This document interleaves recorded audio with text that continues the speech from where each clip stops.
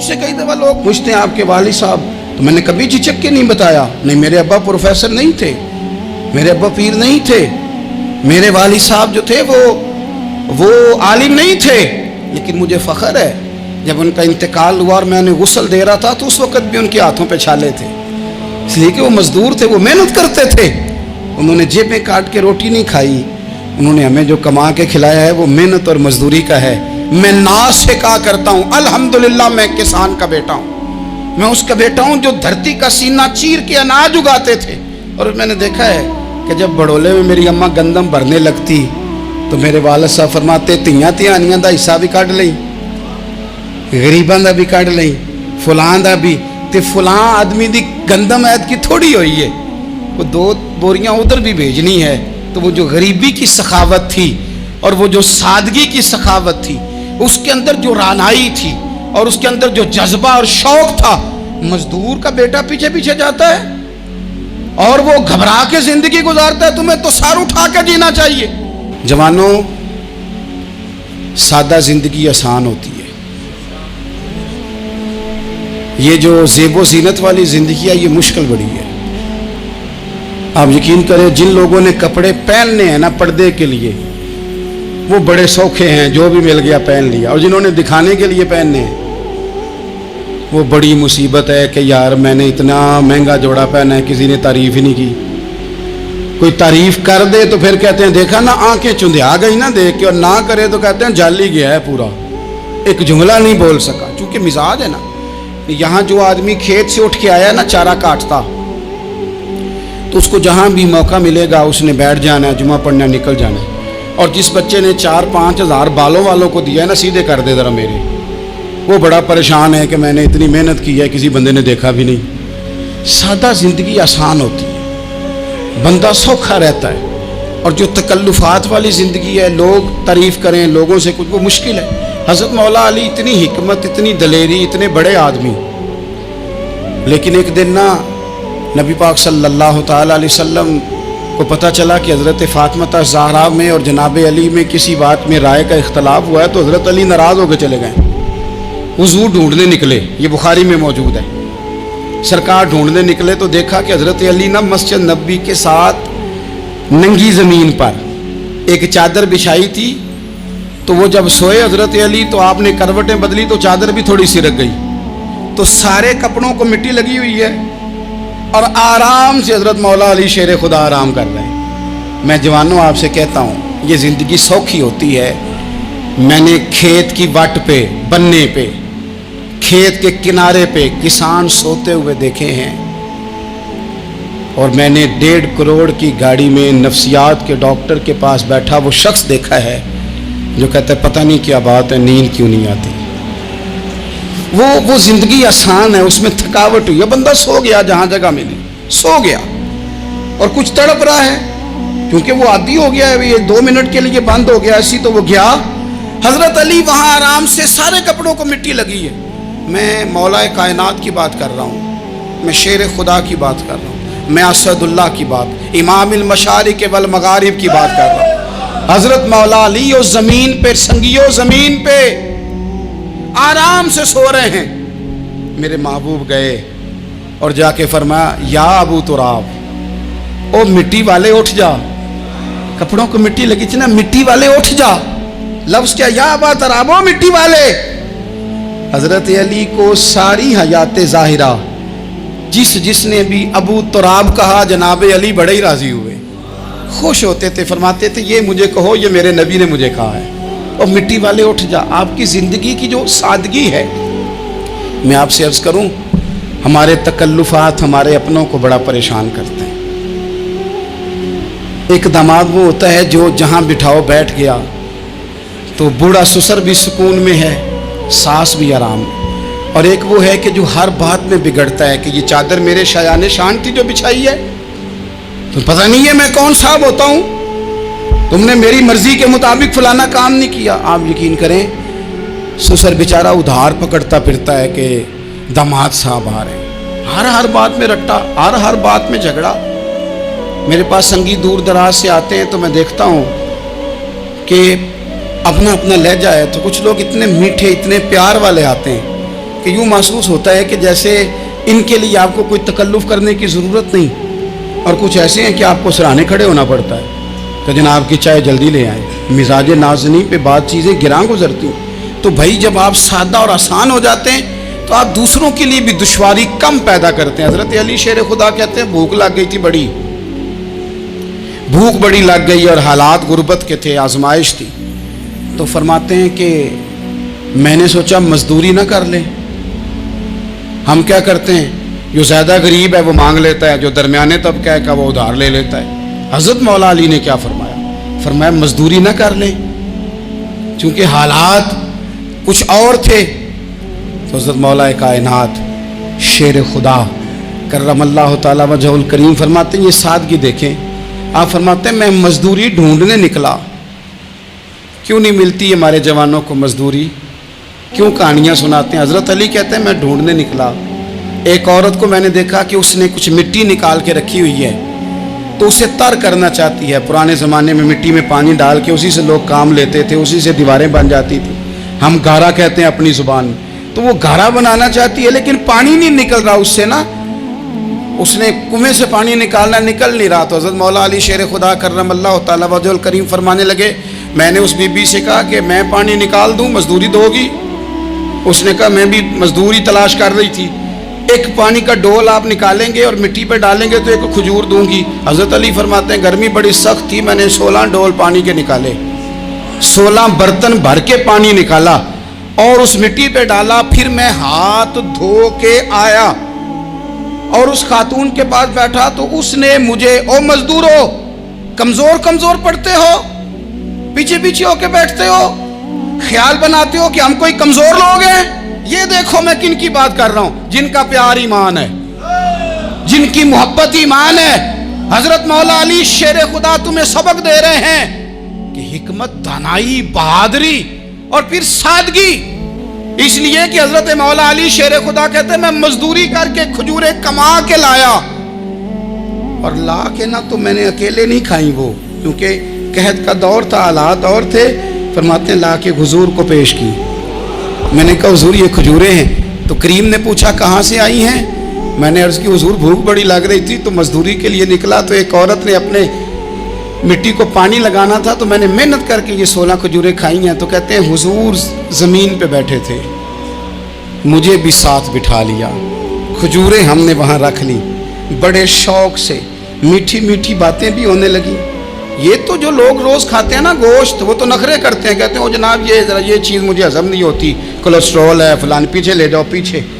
لیکن کبھی آپ دوپہر کو مزدور کو روٹی کھاتے دیکھیں، وہ جس طرح ہاتھ دھوتا ہے اور پونے کو اچار لگ جاتا ہے سارا جو وہ باندھ کے لایا ہوتا ہے، اور لیکن جب وہ کھا کے کھانا اچار کے ساتھ آسمان کی طرف دیکھتا ہے، لفظوں میں نہیں، کیونکہ لفظ تاثیر سے بنتے ہیں، تلفظ سے نہیں، اہل دل آج بھی ہیں اہل زبان سے آگے، وہ جو لہجے سے رب کا شکر ادا کرتا ہے تو اس کی آنکھوں کی روشنی بتاتی ہے کہ جو اس نے کھایا ہے اس نے رب کا شکر بھی صحیح کر کے ادا کیا ہے، پھر اٹھ کے کام۔ تو حضرت مولا علی شیر خدا کہتے ہیں حضور نے مجھے وہیں بٹھا لیا اور رغبت سے کھجوریں کھانے لگے۔ ایسا کوئی محبوب کہیں ہوگا نہ کہیں ہے، دیکھو بیٹھا ہے چٹائی پہ مگر عرش نشی ہے، اور ملتا نہیں کونین کو کیا کیا تیرے در سے، ایک لفظ نہیں ہے جو تیرے لب پہ نہیں ہے۔ کچھ لوگ ایسے ہوتے ہیں جن کے ساتھ حضور تشریف فرما ہیں، حضرت علی شیر خدا کہیں گئے ہوئے ہیں تو محبوب کیا فرماتے ہیں؟ فرماتے ہیں اللہ اس وقت تک میرے پاس حضرت اسرائیل کو نہ بھیجنا جب تک میں علی سے ملاقات نہ کر لوں۔ دعائیں ہو رہی ہیں کہ میری جب تک ملاقات نہ ہو جائے میرا جانے کا وقت نہ آئے، مشکات میں حدیث موجود ہے۔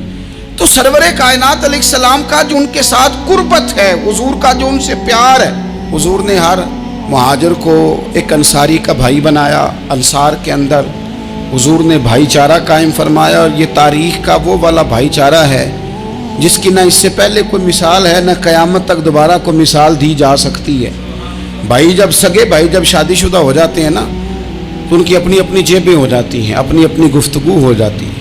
6 ماہ کے بچے کے بارے میں بھی وہ کہنے لگ جاتے ہیں میں نے بچوں کا بھی تو کچھ بنانا ہے نا، انہیں بالکل اب وہ چیزیں نظر آنی بند ہو جاتی ہیں جس میں والدین اور بہن بھائی شامل ہوتے ہیں۔ وہ کہتے ہیں میرے بھی تو بچے ہیں، لیکن یہ بھائی چارہ مہاجرین اور انصار کا اتنا زبردست اور معنی خیز ہے، حضور نے بھائی چارہ قائم فرمایا۔ سگے بھائیوں کو وراثت دینا مشکل ہوتا ہے، بڑا کہہ رہا ہوتا ہے کمائی تو میں نے کی تھی، چھوٹا کہہ رہا ہوتا ہے کہ باہر تو پہلے میں گیا تھا، جھگڑے۔ اور آج کل جو سب سے بڑا مسئلہ ہے وہ یہ ہے کہ لوگ کیا کہیں گے، اور لوگوں نے بڑے بڑے لوگوں کو پاگل کر دیا ہے، بڑے بڑے لوگوں کو۔ ہمارے علماء نے ایک بات لکھی ہے کہ ایک دفعہ نا ایک استاد صاحب سبق پڑھانے کے لیے آئے تو طالب علموں نے ارادہ کیا کہ آج استاد جی کو بیمار کرنا ہے۔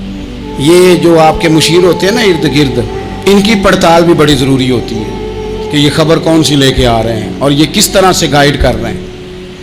ہمیں تنقید کرنے والا بندہ اچھا تو نہیں لگتا، لیکن تنقید کرنے والے جو ہوتے ہیں وہ ہمیں نکھارتے ہیں، وہ ہماری کمزوریاں جو ہمارے اپنے نہیں نکال سکتے وہ نکال کے ہمیں بتاتے ہیں کہ تم یہاں کمزوری کر رہے، اس کا نفع ہوتا ہے۔ طالب علموں نے ارادہ کیا ایک دفعہ، یہ ہم جو اتنی زیادہ توجہ کرتے ہیں نا لوگوں کی باتوں پہ، لوگ کیا کہیں گے، میں کئی دفعہ دوستوں سے عرض کرتا ہوں زیادہ وضاحتیں نہ دیا کریں، زیادہ وضاحتیں دینے سے بھی بندہ کمزور ہو جاتا ہے۔ ہر وقت کا انداز وضاحتوں کا اور ہر وقت دفاعی محاذ پہ نہیں کھڑے رہنا چاہیے۔ وہ ارادہ کر لیا لوگوں نے، طالب علموں نے، کہ استاد جی کو بیمار کرنا ہے، تو استاد صاحب چنگے بھلے اچھے بھلے صحت مند آئے، کلاس میں داخل ہوئے تو پہلا شاگرد کہتا ہے استاد جی خیر ہے، آنکھیں بڑی سرخ ہیں۔ میں چل دوڑ جا بیوقوف آدمی، میں بالکل ٹھیک ہوں، چل کلاس میں بیٹھ چل۔ تھوڑا سا آگے گئے تو دوسرا شاگرد، انہوں نے اب 10-15 نے ارادہ کیا ہوا تھا، دوسرا کہنے لگا خیریت ہے، بڑے کمزور لگ رہے ہیں۔ اس نے کہا میں بالکل ٹھیک ہوں، کمزور کا چل دوڑ جا اپنا کام کر۔ وہ تیسرے کے پاس گئے تو کہنے لگا استاد صاحب خیر ہے، آپ کے تو مجھے ہاتھ بھی کامتے دکھائی دے رہے ہیں۔ اس نے کہا اچھا واقعی۔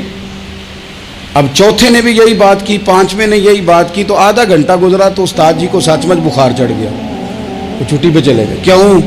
باتوں پہ توجہ ہے نا، لوگوں کے سامنے ہم لوگوں کی باتوں کے مطابق اپنے معاملات کو ترتیب دیتے ہیں نا۔ کچھ لوگ سوشل میڈیا دیکھ کے نظریہ قائم کرتے ہیں، کچھ ہوا دیکھ کے نظریہ قائم کرتے ہیں۔ وہ قائد اعظم محمد علی جناح کی ایک بات نہیں بھولتی کہ انہوں نے کہا تھا، ہندو لیڈر جو تھا جس کو لوگ گاندھی کہتے تھے، اس سے کہا تھا تیری اور میری سیاست میں فرق ہے، تو لوگوں کا رجحان دیکھ کے فیصلہ کرتا ہے، اور میں، قائد اعظم کہنے لگے، میں فیصلہ کر کے لوگوں کا رجحان ادھر کر دیا کرتا ہوں۔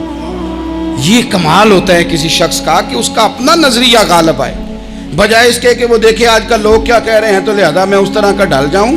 لوگ تو ایک وقت کے لیے کچھ کہتے ہیں، پھر اگلے 4 گھنٹوں میں کچھ اور کہتے ہیں۔ حضرت مولا علی کے مزاج میں استقامت ہے، اور جو لوگ جو بہت زیادہ پراپوگنڈا کرتے ہیں اور بہت زیادہ کسی کے بارے میں بات کرتے ہیں، ان کا وہ مزاج نہیں، ان کی وہ طبیعت نہیں، وہ اپنے حساب سے فیصلہ کرتے۔ ایک شخص تھا عمر بن عبد ود، 90 سال کا بوڑھا، لیکن جب تلوار لے کے میدان میں آتا تھا تو 1000 آدمی کے مقابلے میں لڑتا تھا، اور لوگ جگہ جگہ یہ کہتے تھے تو اس طرح ہے جس طرح عمر بن عبد ود لوگوں کو ڈراتا ہے، تو اس طرح ہو گیا۔ یہ اس کے ارد گرد کے لوگ اس کی مثالیں دیتے تھے۔ جنگ خندق جب ہو رہی تھی تو یہ مقابلے میں آ گیا، تو حضرت علی المرتضیٰ شیر خدا کرم اللہ تعالی وجہ الکریم بھی تشریف فرما تھے۔ اب پورے عرب کے اندر اس کے بارے میں یہ کہا جاتا تھا کہ اس سے نہ لڑو، وہ تو خونخوار ہے، وہ تو درندہ ہے، وہ تو جنگلی شیر کی طرح آتا ہے، وہ تو کاٹ کھانے کو دوڑتا ہے، اس سے کون لڑے۔ ایک خیال تھا، اور وہ پراپوگنڈا بعضوں کا اتنا زیادہ کسی کے بارے میں ہوتا ہے کہ ذہن میں، بچے لوگ آتے ہیں نا بچہ دم کرانے کے لیے تو کہتے ہیں پیر صاحب بڑا ضدی ہے، کسی کی بات نہیں مانتا، باقی بچے ٹھیک تھے، یہ تو بڑا ہی نالائق نکل آیا ہے۔ تو میں کہتا ہوں کہ آپ اس کے سامنے یہ والی باتیں نہ کریں، یہ پکا ہو جائے گا کہ میں ضدی ہوں۔ تو آپ ذہن بنا رہے ہیں اس کا کہ تو اس طرح کا ہے۔ ذہن بنا دیا لوگوں نے کہ عمر ابن عبد ود کے مقابلے میں کوئی نہیں آ سکتا۔ خندق میں یہ آیا، اس نے للکارا مسلمانوں کو، آؤ وہ تمہاری جنت کدھر ہے جس کے بارے میں تم کہتے ہو کہ ہم شہید ہوں گے، تو آؤ میرے مقابلے میں نکلو۔ جب اس نے پہلی دفعہ للکارا تو ابھی بات ختم نہیں ہوئی تھی کہ مولا علی تلوار لے کے اللہ اکبر کہتے کھڑے ہو گئے۔ حضور نے فرمایا بیٹھ جاؤ، حضرت علی پھر بیٹھ گئے۔ وہ پھر پکارا اٹھو کوئی میرے مقابلے میں، تو مولا علی شیر خدا پھر کھڑے ہو گئے، پھر کھڑے ہو گئے۔ حضور نے فرمایا بیٹھ جا۔ ایک شخص نے کہا علی یہ عمر بن عبد ود ہیں، فرمایا مجھے پتہ ہے۔ نہیں سمجھے آپ بات، میں آپ کو سمجھا کے لایا ہوں پیچھے سے کہ پراپوگنڈا کرتے ہیں نا لوگ، ہو آگے نہ جانا، یہاں کرنٹ بڑا زیادہ ہے۔ वोल्टेज बड़े सख्त हैं, तू आगे ना बढ़ना। भाई क्या हो जाएगा, उठ बांध कमर क्यों डरता है, फिर देख खुदा क्या करता है। हजरत अली तीसरी दफा उसने कहा ना है कोई, तो हजरत अली फिर उठे। अब तो रसूल पाक सल्लल्लाहु ताला अलैहि वसल्लम ने थपकी दी। बाज़ जगह यह है कि हुजूर ने खुद तलवार थमाई, सर पे इमामा बांधा और हुजूर ने फतह याबी की दुआ फरमाई। हजरत अली घोड़े पे बैठे निकले और जब उसके सामने गए तो जाके कहने लगा मेरा पता है। हजरत अली फरमाने लगे तू अपना छोड़, मेरा पता है तुझे, मुझे तू जानता है। कहने लगा मैं 1000 के मुकाबले में अकेला लड़ता हूं। हजरत अली शेर खुदा फरमाने लगे पता नहीं तू किन से लड़ता रहा है, जाने वो कौन है जिनसे तू लड़ता रहा है, वो कौन 1000 थे जो तेरे मुकाबले में आते थे, पता नहीं। तो कहने लगा मेरा नाम मेरी माँ ने अमर बिन अब्द वुद रखा है। फरमाया छोड़ तू, मेरी माँ ने मेरा नाम हैदर रखा है। कहने लगा तेरी उम्र छोटी है, कोई बड़ा ला। फरमाने लगे ये तो जब हंजे में पंजा मिलेगा तो पता चलेगा उम्र किसकी छोटी है। अभी तू कहानियों से मुतासर करना चाहता है, तू चाहता है कि तू प्रेशर डाले और मैं तेरी बात सुनूं, तो मुकाबले में आ, डींगे ना मार, कहानियां ना सुना। दीवारें हिलती रहती हैं और दर कांप जाता है। अली का नाम सुन के अब भी खैबर कांप जाता है। तू मुकाबले में आ, तू बातें बना रहा है, कहानियां सुना रहा है। वो कहने लगा तू बच्चा है, मैं चाहता नहीं तेरा खून बहाऊं। तो हजरत अली कहने लगे मैं बड़े दिन से परेशान हूं कि किसी बेईमान का खून बहाया क्यों नहीं, मेरा बड़ा दिल कर रहा है तेरा खून बहाऊं। उसने बड़ी जोरदार ज़रब लगाई, गुस्से में इतना पागल हुआ, क्योंकि उसके बारे में मारूफ था कि वैश्य मिजाज आदमी। इतना सख्त पागल हुआ गुस्से में, उसने अपने घोड़े के पैर काट डाले। पहले तलवार घोड़े को दे मारी, उसको काट के दौड़ा। ये क्यों करते थे लोग, अरब के लोग उस वक्त ये काम करते थे कि हमने घोड़ा ही मार डाला है ताकि हम भाग ना सके।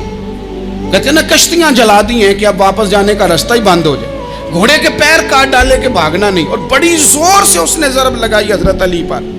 हजरत अली ने जब रोकी तो वो ढाल टूट गई हजरत मौला अली, और आपके इमामे को उसकी तलवार भी लगी। आपने फरमाया दिखा लिया तूने जोर, अब मेरी बारी है। हजरत मौला अली शेर खुदा का कद बज़ाहिर छोटा था। सहाबा कहते हम दूर से देख रहे थे, अल्लाहु अकबर कह के थोड़ा सा जमीन से वो उठे, थोड़ा सा उठे, और फिर दोबारा नहीं उन्हें तलवार चलानी पड़ी। एक ही ज़रब लगाई और उसके 2 टुकड़े करके उसे जमीन पे फेंक दिया। तो अजीज दोस्त, आप याद रखेंगे इस बात को कि अपनी जिंदगी के अंदर मरूब होना छोड़ दें, रोब में हो। तातारियों ने मुसलमानों को मरूब कर लिया था, रोब डाल लिया था कि हम बहुत बड़े लोग हैं। यही आज हमारे साथ बहुत सारे लोग करते हैं, दिलों में रोब आ जाता है, अमीर रिश्तेदार का, फलाने का, फलाने का, फिर वो जो मर्जी करता है। तातारियों की एक बीबी, वो क्या करती, वो 9-10 मुसलमान नौजवानों को सड़क पे खड़ा कर जाती, कहती इधर खड़े हो ना, मेरे आने तक हिलना ना। जवान है लेकिन रोब है ना कि ये बड़े वैशी हैं। वो अकेली बीबी अंदर जाती, तलवार ले आती, और वो खड़े हैं, वो भागे भी नहीं, इतना डर गए, टांगे कांप रही, भागने की भी जरूरत नहीं कर रहे। तसल्ली से गई है, तलवार लेके आई है और उसने 9 जवान मुसलमानों के गले काट दिए। इस रोब से निकले बाहर, नौजवानों से कहता हूं निकलो। और जिन लोगों ने दुनिया में इनकलाब बर्पा किया वो गरीब घरों के थे, वो लोग थे कि जो बाजार किसी बड़े कबीले से नहीं थे। आप मेहनत करें, तालीम हासिल करें, जद्दोजहद करें, मुशक्कत करें, अपनी ज़िंदगी में कुछ मकासद के हुसूल के लिए आगे बढ़ें। और अगर आप कहें कि दाएं बाएं मेरे फलां आदमी मुझे ये मशवरा दे रहा है, तो कुछ लोग दुनिया में बातें करने आए हैं, उन्होंने बातें करनी है और बड़ा फ़ायदा होता है, उनको बातें कर लेने दें, उनको करते रहने दें। काम करने वाला बंदा काम करता है और करता ही चला जाता है, वो मंजिल तक पहुंच जाता है। तो हजरत अली के मिजाज में दलेरी है, हिम्मत है, एक बात। और दूसरी बात दानाई, हिकमत। ये जो हमारे फैसले हैं ना जज्बाती, और जनाब आज फलाने ने ये कह दिया तो मेरा प्रोग्राम ये बन गया, तो फिर कल किसी ने और कुछ कह दिया तो मेरा प्लान और बन गया। मैं सबसे ज़्यादा उन लोगों के हक में परेशान होता हूँ जो सवेरे कुछ और कहते हैं, दोपहर को कुछ और कहते हैं, शाम को कुछ और कहते हैं। भाई आपका कोई नज़रिया होना चाहिए, कोई विज़न होना चाहिए ज़िंदगी में, आपके अंदर कोई हिकमत और दानाई होनी चाहिए। उसके लिए क्या करने की ज़रूरत होती है, اس کے لیے ضرورت ہوتی ہے کہ آپ کا ذہن ایک طرف ہو. میرے اسا فرمایا کرتے تھے زندگی میں ایک کام کر لو پر صحیح کر کے کر لو. ہم نے تو سارے کام کرنے ہیں. آج کل ہر بندہ صحافی ہے, ہر بندہ تجزیہ نگار ہے, ہر بندہ سیاستدان ہے, ہر بندہ ہی مفتی ہے, ہر بندہ ہی جناب واعظ ہے, ہر بندے کے پاس ہی کچھ مسئلے. اس کا نقصان یہ ہے کہ کسی کے پاس بھی کچھ نہیں. وہ کسی درویش نے کہا تھا کہ جب سب لیڈر ہوں تو سمجھو کوئی لیڈر نہیں, کیونکہ سارے جو لیڈر ہو گئے. میرے عزیز, ایک طرف ذہن کو رکھیں اور اپنے اس کام میں کمال پیدا کریں. حضرت مولا علی شیر خدا کو اللہ نے حکمت دی تھی. نبی پاک صلی اللہ تعالی وسلم کے صحابی حضرت عبداللہ ابن مسعود رضی اللہ تعالیٰ عنہ فرماتے ہیں, امام ابو نعیم نے لکھا ہے کہ حضرت عبداللہ ابن مسعود فرماتے ہیں نبی پاک صلی اللہ علیہ وسلم نے فرمایا اگر حکمت کے 10 حصے کیے جائیں نا, دانائی کے 10 حصے کیے جائیں تو اس میں سے 9 حصے اللہ تعالیٰ نے حضرت علی کو عطا فرمائے ہیں, اور ایک حصہ باقی لوگوں کو ملا ہے. دانا تھے, معاملہ فہم. کچھ بندے بڑے منافق قسم کے تھے تو حضرت علی اذان ہو گئی تو وہ حضرت مولا علی شیر خدا کے پاس آ گئے. اذان ہو گئی, حضرت علی نے جماعت کرانی. ان کا خیال تھا کہ آج ہم نے جماعت لیٹ کرانی ہے کسی طریقے سے. ہم چونکہ زیادہ باتیں, میں دوستوں سے کہتا ہوں بہت زیادہ خبریں نہ دیکھا کرو, بہت زیادہ بھی چیزیں نہ سنا کرو. آپ تو میرے بھائی موبائل کے اندر چلے جائیں گے, باہر کی دنیا تو اور ہے. تو تھوڑا باہر بھی نکلیں تصویروں سے, تھوڑا باہر بھی آئیں, دیگر معاملات بھی دیکھیں. ہمیں بڑے بڑے اچھے لوگ زندگی میں مل جائیں گے لیکن ہم ان کے قریب نہیں جاتے. ہم دیکھتے نہیں کہ اصل بات کیا ہے, سنی سنائی چیزوں پر زیادہ گمان کرتے ہیں.